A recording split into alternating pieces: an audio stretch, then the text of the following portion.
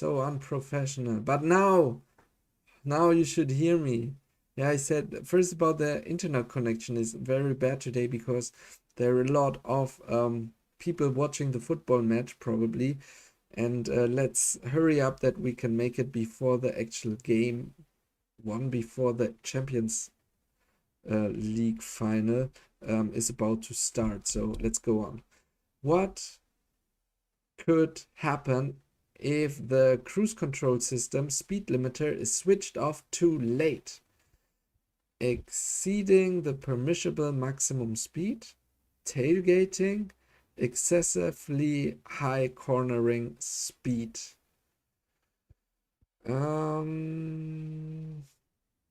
So the cruise control system means you locked one time a speed and then you're driving the whole time with the same speed. And yes, obviously it can be that you exceed the permissible maximum speed because there was a sign that you have to drive slower and obviously the control system doesn't notice it. Tailgating means that you get too close. Yeah, too close to someone in front of you. Yes, definitely. And excessively high cornering speed too. So all three of them are correct. Keep in mind, there are some cruise control systems which are adaptive. They can detect cars in front of you and can slow down automatically and adapt the speed and the distance, or adapt the speed to the safety distance you have to maintain. However, not all cars have it, and that's why you have to check if you use it, which type of cruise control you use. With what can a cruise control system speed limiter assist you? With maintaining a constant speed, with maintaining an energy-saving driving style, with maintaining the minimum distance to the vehicle ahead. Well, that is just the first answer. And with maintaining an energy-saving driving style too. Maintaining the minimum distance to the vehicle ahead. No, this is your duty, but not the duty of the cruise control system. What should I be aware of when using an adaptive cruise control system? So right now we will talk about this system which can detect vehicles in front of you and adapt the speed according to it. It remained constantly attentive even when using the system for a longer period. I must remain constantly attentive. The system can be affected by heavy rain or snowfall. Activating the accelerator or brake pedal can always override the system.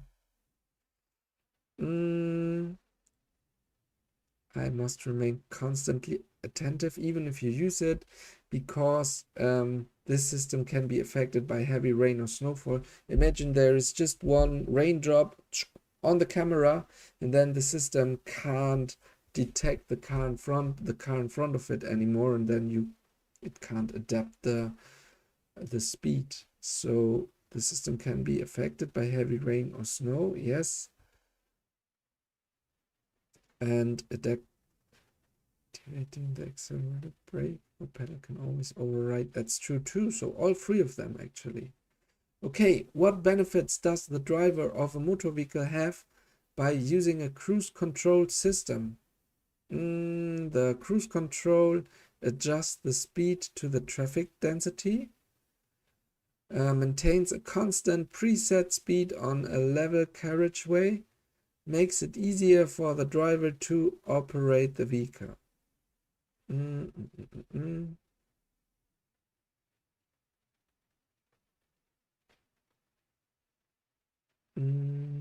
It's not talking about an adaptive cruise control, so the first one is not correct.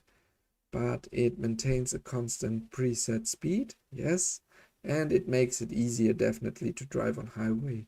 So the first and the last one is correct.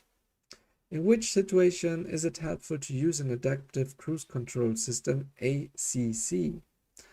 When driving on winding roads, when driving on motorways, when driving on expressways. Even if this cruise control system is adaptive, it can't detect curves or bends. and therefore it might maintain a speed which is probably too fast for the band in front of you, and that's why it's not helpful in winding roads. So the first one is not correct, but motorways and expressways, because they are mostly quite straight and just have little curves in it and not heavy bends. So the second and the third answer is correct. How can you manually override an activated cruise control system? By steering, by braking, by accelerating.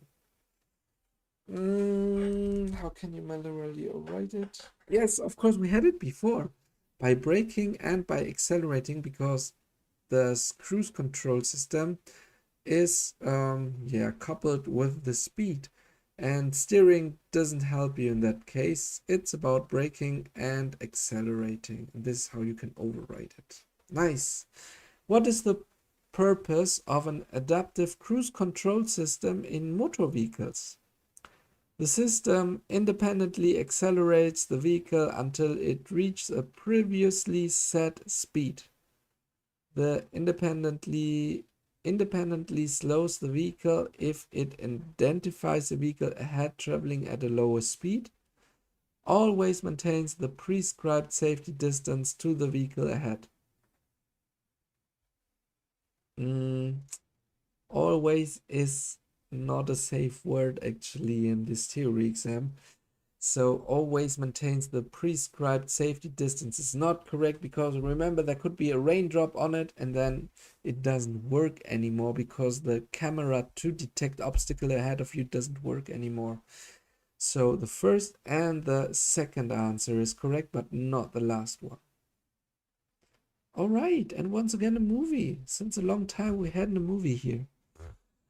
We are driving 100 kilometers per hour. The adaptive cruise control is activated and we were slowing down the vehicle to 80. And we're about to enter a bend. Okay, how can we know that the active cruise control system was, that the cruise control system was active? We can see it here with that symbol here. This is activated. That means that we are driving with this cruise control system. All right, let's go with the question. While driving, you use the adaptive cruise control ACC. The speed is set to 100 kilometers per hour.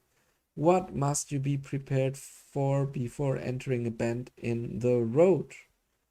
The ACC will prompt me to reduce my speed. The ACC may cause my vehicle to accelerate. I have to adjust my speed to the situation. So the correct answer here is the ACC may cause my vehicle to accelerate and I have to adjust my speed to the situation. Why? Because we have slowed down the car for 70, but according to the question, no, I don't want to go. Oh, shit. I want to stay here. And let's close it. But according to the question, the speed is set up to 100 and we have slowed it down. That's why if you release the brake, the car will immediately speed up again. And that's why the ACC may cause my vehicle to accelerate, and therefore you have to adjust the speed because that is probably too fast for that bend. Okay, what is the function of your vehicle's emergency brake assist? The emergency brake assist issues warnings about the immediate risk of rear-end collisions. The emergency brake assist can reduce the risk of injury in the event of an unavoidable collision. The emergency brake assist brakes the speed of my vehicle if the event I accidentally overrun the traffic lane boundary. What does this emergency brake assist do? It detects that there is an obstacle and it knows from the distance and your speed that you're in danger to crash into it. So it will warn you. That can be optical with a symbol, or it can be even a noise, or a sound. when you push the brake and you just push it slightly while this emergency brake assist is telling you you're in risk to crash into it, then it can take this point that you hit the brake and make an automatically a full emergency braking out of it, with the idea that you stop faster and that your reaction time will decrease, because you just slightly hit the brake and the car knows that you're in danger of crashing and therefore activates a total emergency brake. So keeping that in mind, the emergency brake assist issues warnings and can reduce the risk of injury because it might prevent a collision at a higher speed. So let's solve that. Nice. You want to drive a vehicle with a trailer equipped with overrun braking. What do you have to check before beginning the journey? I check that the connection device is locked, that the lighting system is working, that the breakaway cable is attached. So once again, this overrun braking from a trailer means you're driving, behind is a trailer. When you start to slow down your vehicle, the trailer runs towards your car, and while doing it, activates the own brakes. And a trailer with own brakes has braking lights behind. So that's why you have to check if the lighting system is working, that the connecting device is locked. Yes, please, because if not, your trailer might take its own way if it's not connected probably to the car in a proper way. And to avoid that, in case that the trailer is running away and still goes on driving while deconnected from your car, you have to put a breakaway cable. And that means that in case that the trailer is driving away its own way, then through that breakaway cable, the brakes will activate it and the trailer will stop driving. So all three of them are correct. Why must you ensure the brake fluid is changed regularly in accordance with the vehicle manufacturer's instructions? To ensure that the braking system remains functional even under a high load. To ensure that the proportion of water in the brake fluid does not exceed the permitted level.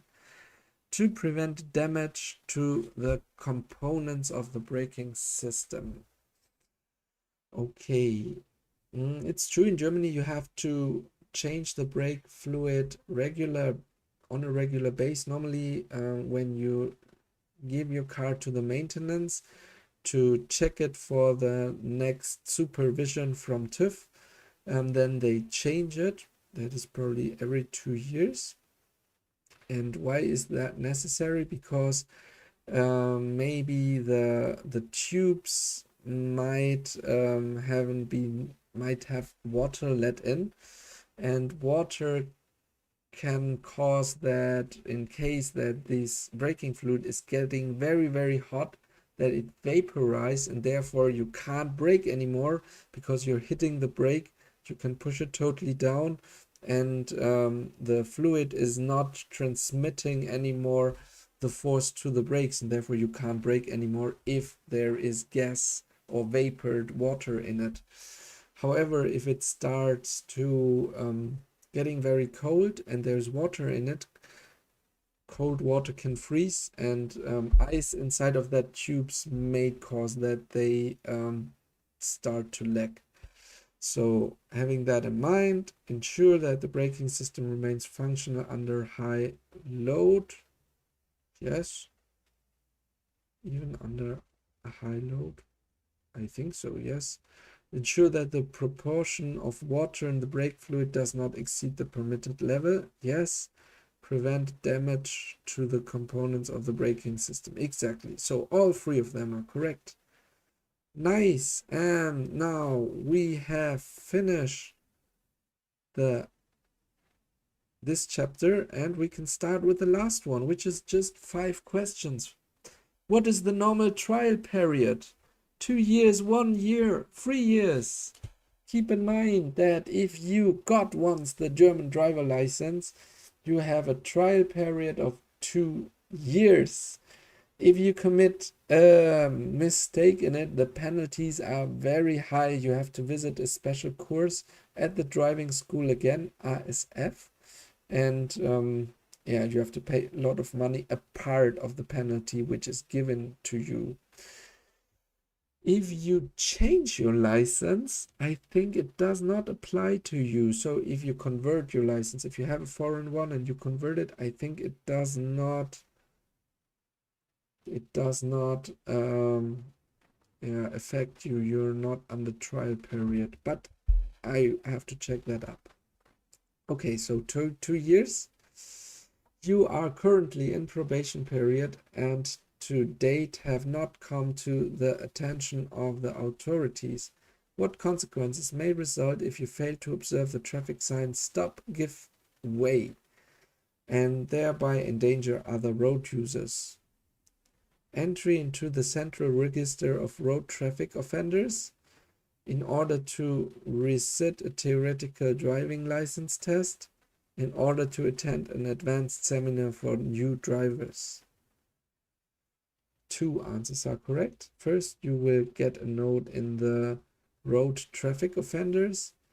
And as I told you, you have to visit an advanced seminar for new drivers, which is ASF called in German.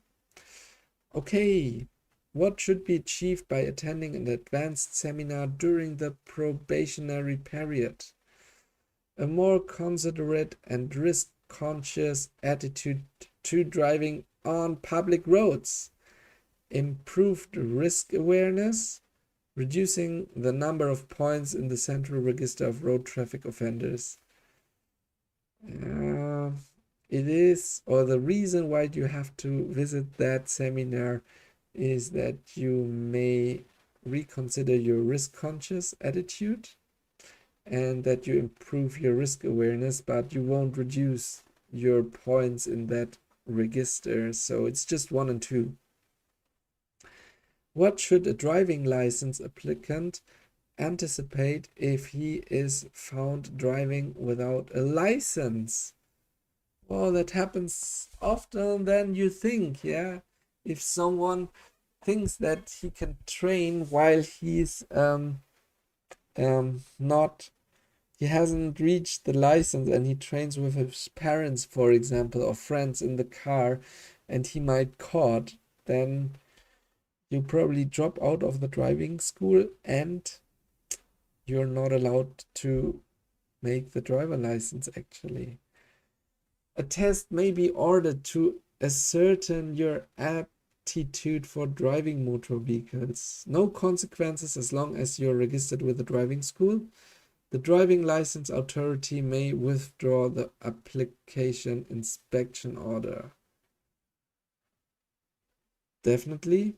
So you are not allowed to do the exams anymore, and you might have to present yourself in front of a traffic psychologist from state to convince him that you are still able to drive, or that you are responsible and able to drive on German roads. This is a very, very heavy exam, and a lot of money has to be spent to prepare for that. So please don't drive without a license. Okay, and the last question. A learner driver has committed several violations during the probationary period. The authority has ordered that the driver attends a supplementary driving course. The learner driver fails to comply with this order. What can they expect to happen? An extension of the approbation period by another 3 years. An order to attend a driver fitness session. The withdrawal of their driving license. Oh, German the German law is quite hard in that one. you will lose your driver license and you won't get it back. So that's the only correct answer if you have to present this driving course and you're not attending it in time. Okay, nice, that's it. So now we have finished all theory questions, and yeah, I'm prepared to present the exam simulation. So in the next couple of days, I will submit some exam simulations, and I think I won't do it live, but yeah, maybe together with my wife, we will see. However, if you are ready with theory and you want to take driving classes, yeah, I'm a driving teacher. Fahrlingo became a driving school, and I'm available. If you like, we can drive if you're close to Frankfurt. If you are more far away, it's possible to come over to Frankfurt to do high intense training. So, for example, if you are already an experienced driver from up-road, you can maybe do it in one session in one day or in 1 week to be totally prepared and pass that exam. Yeah, more information on my website. However, you can just contact me. I think the telephone number is below. All right, then see you, and yeah, hopefully see you again um, at the next videos, which I will upload soon. Goodbye.